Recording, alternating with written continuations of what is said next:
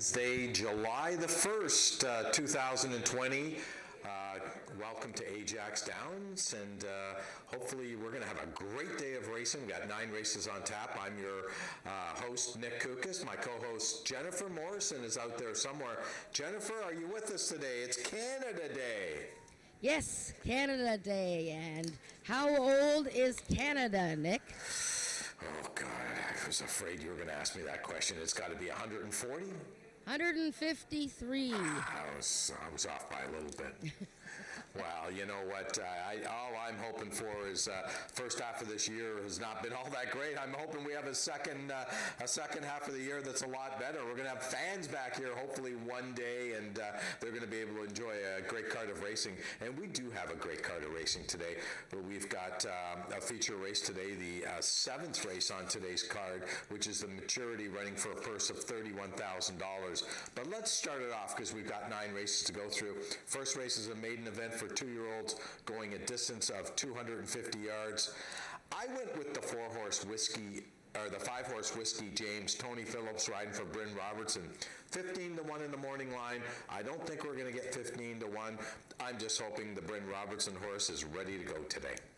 Well, it's our first 2-year-old race of the season, Nick, and I'm interested in the horses that have actually had a race already. It's our first 2-year-old race, but 3 of the youngsters in this field have races south of the border. Now, you mentioned Whiskey James, a first-time starter for the Bryn Robertson barn, and he had a pretty good workout on June 18th. Just to mention, he is a half-brother to the undefeated 2-year-old of last year, Easy Street, so the pedigree is certainly there. But I'm going with the bottom horse, Memory of Griffin. He's raced twice at Remington Park for the Lettonins, who year in and year out have a small number of horses but do very well with them. And this fellow had 2 learning races at Remington Park. I watched both of the events, and last time he lost his footing and lost several lengths. Just couldn't seem to handle the muddy, it looked like a slick, muddy track. And first time out, he broke pretty sharply, but then he came inwards and smashed another rival, so he lost his momentum there. So I went with Memory of Griffin. The other horses that have raced, Streakin' Little Wagon, the 4-horse, had a super debut outing at Remington in April. She actually stumbled pretty badly at the start. This is a full sister to a recent Horse of the Year, Streakin' Shaggin' Wagon. And the 1 horse, Kiss My Crystals, beautifully bred by a champion 2-year-old and coming out of a really hot race in March. And if it wasn't for the rail, I would have probably picked Kiss My Crystals a little closer. Okay, let's move on to race number 2. Is a Ontario side maiden event. These are 3-year-olds and up, going a distance of 300 yards. We have a field of 5 in here. I've selected the 4-horse Pegasus, 2 under par. We had a horse called Pegasus, 1 under par. This is 2 under par. This 3-year-old filly's making her 2nd lifetime start. She ran back in October for the trainer, Scott Reed. Raced pretty well, I thought. Drifted in a little bit, but gets a nice post for the 2020 debut. Yeah, this is the start of our first pick 3, and I quite like Pegasus, 2 under par for the Chill Valley Farms. I watched her only race last fall, and she sort of shied away from horses inward, but only got beat a length in a pretty good effort, and the 3rd place finisher came out of that race to win right back. That workout that she had June 11th from the gate was quite good from a time standpoint, so I like Pegasus, 2 under par. And I think the 1 horse can be considered. She had a pretty rough start in her opener this season. She stumbled, she got bounced around, and she's got the rail, which is, I'm not sure if that's great, but it's a small field. And I also want to mention on the 2-horse, Norm Lloyd D'Souza, the birthday boy. Happy birthday, Normie, on this beautiful, you have the same birthday as Canada. Normie in Canada, the birthday boy today. Canada. There you go. My man, Norm D'Souza. Let's move on to race number 3, Speed Index event. These are 3-year-olds and up with an average of 75 and under. 250 the distance. 8 horses in here. This is a real tough race. I went with the 6-horse Leap Year Teller, Ramiro Sanchez Castillo, riding for trainer Bob Broadstock. This horse did run back on June the 17th. He was even throughout the race. I'm hoping that he leaps forward today. Yeah, I like Leap Year Teller. I picked her second. I think she still wants a bit more distance, but I didn't mind her opening race. Looked like she sort of needed the race, and she finished pretty strongly. Showed a good stride there. She gets 30 more yards today.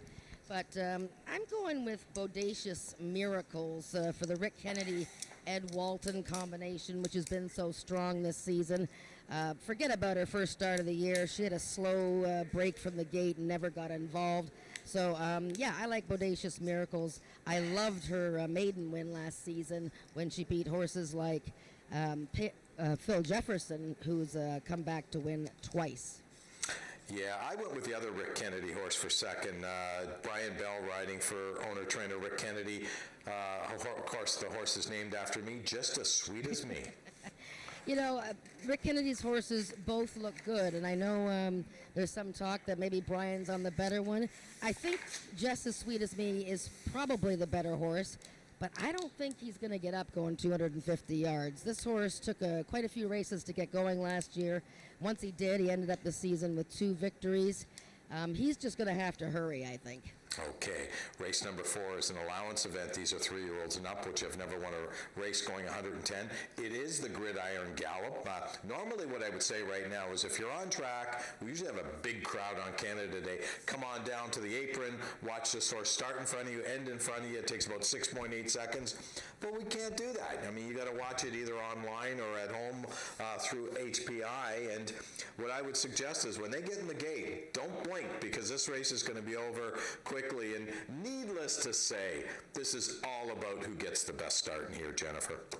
Yeah, and so it's for horses that have never won a race at the unique 110-yard distance. But we have a couple horses in the race that have tried the distance, and I think the horse that's tried it twice is the horse to beat, and that's the bottom horse, Zox to Be You. Now, it's been a long time since this big flashy gelding has won a race. I think it was October 2017, but he tried the distance last year twice, and the last time he tried it, he got beat about 3 inches to the tough Channel Islands Flyers. So I think Zox to Be You breaks the long winless streak today, and I think Just a Sweet Surprise is the main horse that he has to beat.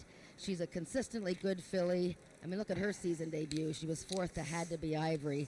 She just has to be sharp out of the gate from the rail. So I think it's between the 1 and the 5. Yeah, I didn't pick the 5. I'm going to tell you why I didn't pick the 5. I have a very good friend of mine who trains horses at Woodbine, and he's got a horse that has run a couple of times this year and ran a few times last year. And this horse has burned a lot of my money. Same thing with Zox to Be You. I mean, this 6-year-old gelding in the last couple of years has burned a lot of my money. He's not burning any more of my money. I went with the 3-horse. Tell Me All, Tony Phillips, Amanda McCormick. I'm going to go to something different. I just can't have any more money burned. Let's move on to race number 5, which is a speed index race. These are 3-year-olds and up with an average of 85 and under. I want to point out this is the start of our pick 4 today. Races 5, 6, 7, and 8 is the pick 4. Both Jennifer and I are pick 4 junkies. As a matter of fact, Frank Ferrari, our race call announcer here, he's a pick 4 junkie, a pick 5 junkie. I mean, we're in love with, enamored with these lateral bets. So this is a tough race to start the pick 4 off. 8 horses in here. I mean, I threw a dart on the 2-horse Selective Memory, Tony Phillips, Barry Woods, but boy, I'm just not sure. It's a very difficult race to start the pick 4. So, yeah, I looked at the 2 horses that have raced this year that are in this field. Only 2 have raced this year, and both of them won. Phil Jefferson is in the rail today. Now he's a non-winner as a 3 lifetime, and he's meeting some horses that have won quite a few races, but he galloped out strongly off of his season opener when he won. The 4th place finishers come back to win. I don't know how good this horse is, but him and Max Bedell, they make a great pairing. I find it hard to leave Phil off the ticket. And the other horse that won this season was Sakari, number 4. And Corey Spataro rode her that day, but Eddie Walton will be riding her today. She stumbled at the start of her season opener on June 10th and still got up to win. The second place finisher, one of the second place finishers, Trey on Fire, has come back to win, and the fifth place finisher from that race has come back to win. I don't mind selective memory, and if you notice, he's out of Is It Memorex, and that mare has quite a few horses racing today, including Memory of Griffin in the first race.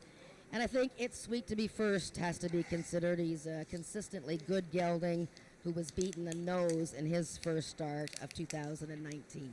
Well, you know, when we talk about Phil Jefferson, and I picked this horse for third today, this horse has had 6 lifetime starts and has never been worse than second. I mean, that's a really, really impressive statistic. In the first 4 starts of this horse's career, finished second every time. Well, the last 2, the horse has won. Looking for the natural hat trick today, Phil Jefferson is a very, very consistent horse. I thought maybe the distance might be an issue, but the horse has one going 300 and, or has run well. One going 350, run well going 330, runs at 300 today. Max Bedell doesn't ride a lot of horses on the circuit, but he certainly rides this one, and he rides this one well.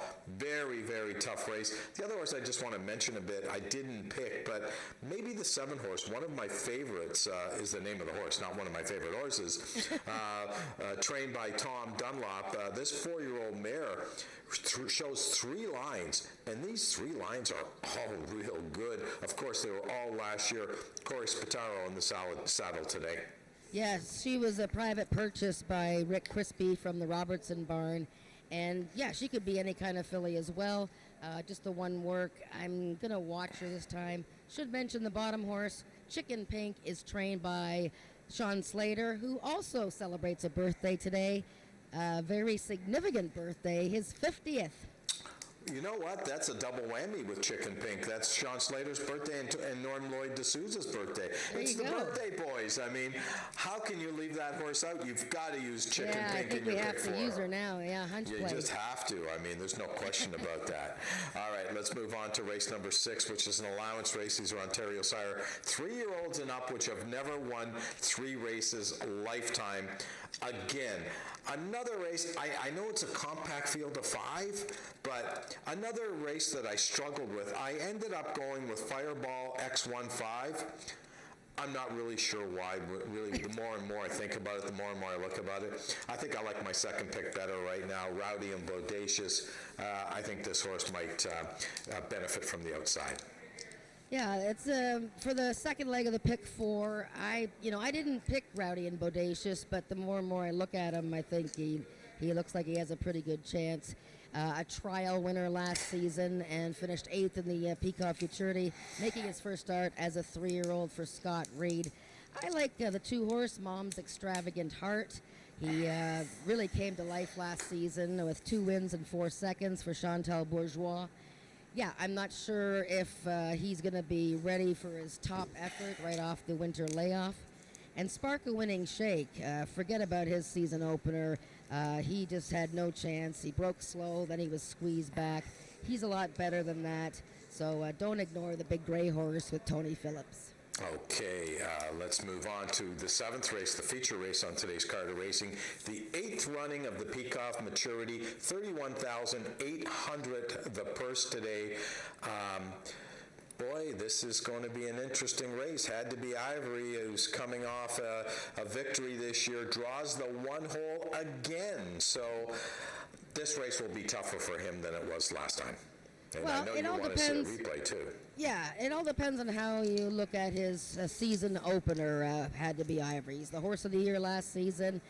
He's only lost 3 races in his entire career, and his main rival, Country Boy 123, is out of town. But yeah, he's the best horse in the race. There's no question. But is he vulnerable? Let's watch his season opener when he beat Cheese Sizzling and Spy for the Senate. And that was a 6-horse field, and he broke from the rail. Now, was he rusty, and did he just need to get the kinks out in that event? Let's watch and see what happens, because I thought the filly, She's Sizzling, ran a remarkable race. So we have Had to Be Ivory on the rail. She's Sizzling is number 4. And who's the other one I said?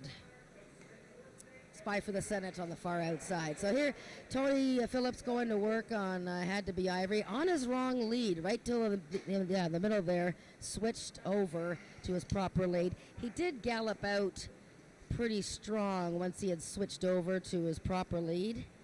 But boy, I thought She's Sizzling was really super here, and if she moves forward off of that effort, she could be serious now.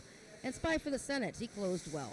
Yeah, Reagan Knowles rode She's Sizzling last time and rode her well, but, he's committed. He's got a ride for owner-trainer Ruth Barber, who's got Chicks Dig My Money Bags in here, who ran. I mean, if you watched this race last week when this horse ran, this horse was convincing, broke like a rocket, never looked back.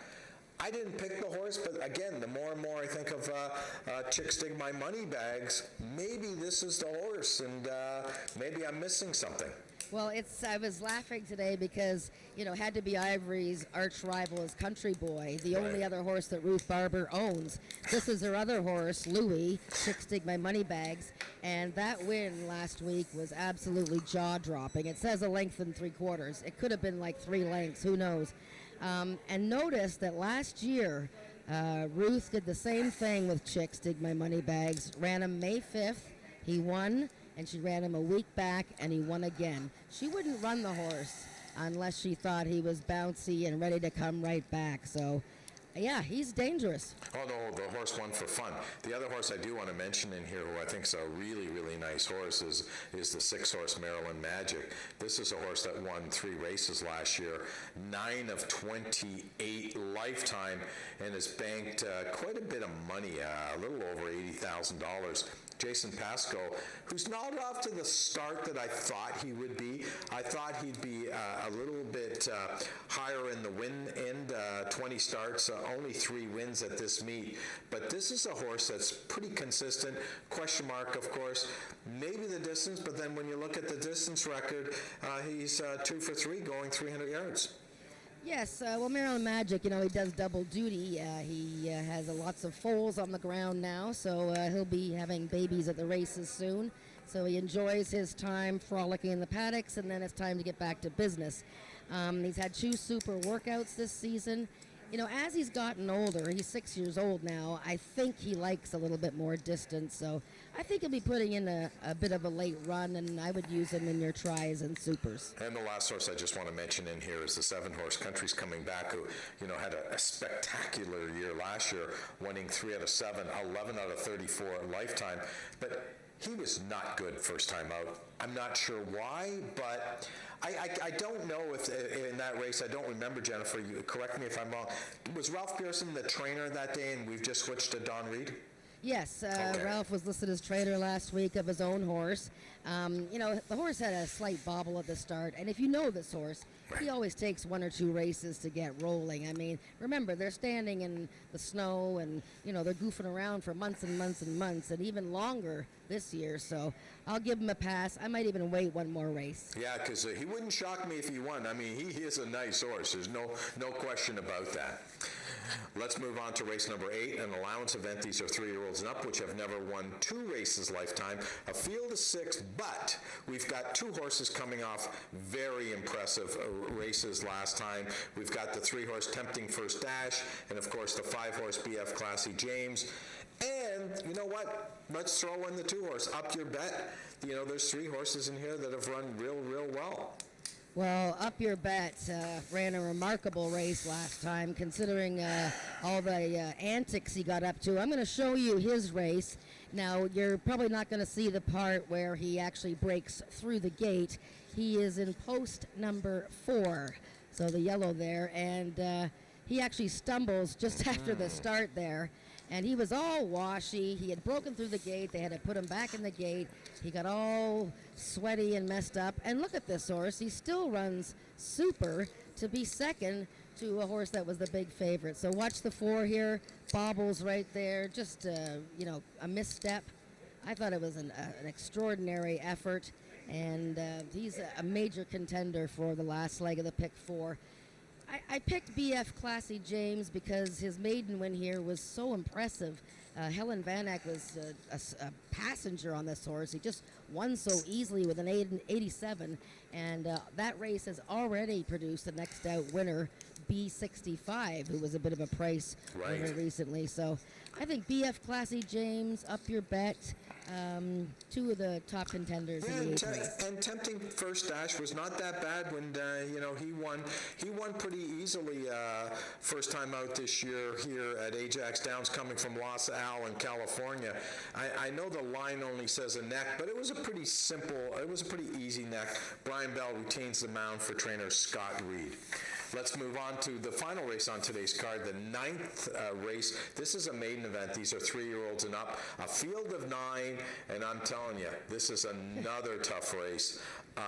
If you like tough races, I think you're going to get some prices today.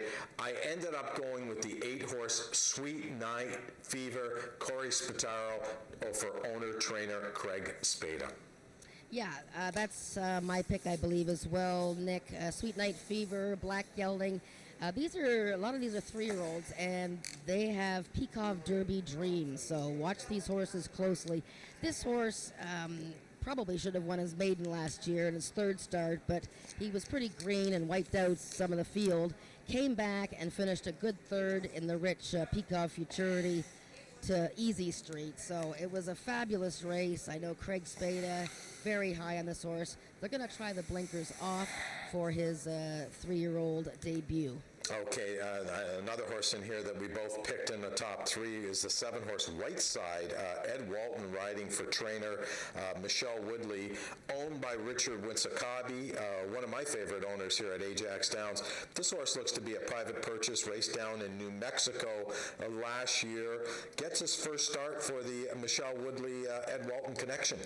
Well, actually, the filly was an auction purchase by Mr. Winsakabi, who is running his first horse in several years. So welcome back, Mr. Winsakabi. And this filly has shown quite a bit in the mornings. Her first timed workout here, was actually a faster time than that of Had to Be Ivory that day. I think this horse has got definite ability. Some of her replays, she didn't show a lot last season, but you can't ignore any Woodley horse. I think Whiteside has to be on the short list. Okay, the other horse I like a little bit in here is the 9-horse CR One Time. Cassandra Jeske retains the mount on this Tom Dunlop trained horse. This is a horse that ran back on June 17th. Ran a pretty decent race, closed very well. Just got beat that day. Will be running hard on end. Yeah, that's another contender. A furious late rally from that gelding. And there's all kinds of horses on the inside. Hidden Memory ran a super race behind BF Classy James in her season debut. That's another horse out of that mare, Is It Memorex. And I'm very interested to see this Eagle River Cowboy, who is off Lasix, but was purchased for $18,000 at a sale over the winter by John Wilson. And this horse is a half-brother to 18 winners. Wow, he's got a lot to live up to, that's for sure, this gelding. That's our program for today. Canada Day, we're going to be with you throughout the day. Right now, we're going to take it upstairs, and Frank Ferrari's going to give you the changes on today's card of racing.